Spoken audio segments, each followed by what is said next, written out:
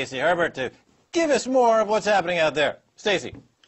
Max, well, Europe may ban Goldman Sachs, but according to my first headline, it's too late. Albert Edwards, at 500% net liabilities to GDP, it is too late to prevent the collapse of the G7. Greece is irrelevant. We are all now insolvent.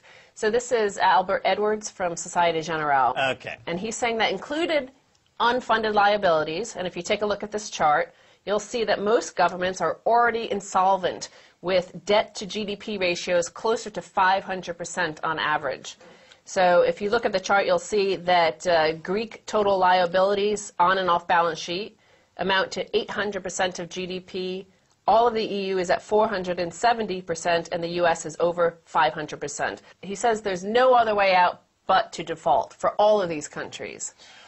Well, yeah. You know, what they're finding out now are the incredible debts that were heretofore never mentioned. Part of the so-called shadow banking system, or the dark pools, or the dark exchanges. And now without that bond market rally that they had for 25 years to hide and paper over all of their financial terrorist sins, all these dead bonds are floating to the surface. And now they're having to realize that the deflationary pressure of having an economy based entirely on bogus debt sold to them by the financial terrorists at Goldman Sachs is something to truly reckon with. Well, also, if you look at that chart, you'll see that all the bars on the right are the off-balance sheet debts, and those dwarf the ones that they publicly acknowledge. Right, and meanwhile, the bankers are at the bars down there at the Hanover Place in Wall Street getting hammered, drinking their weight in scotch, hoping the whole thing just goes away.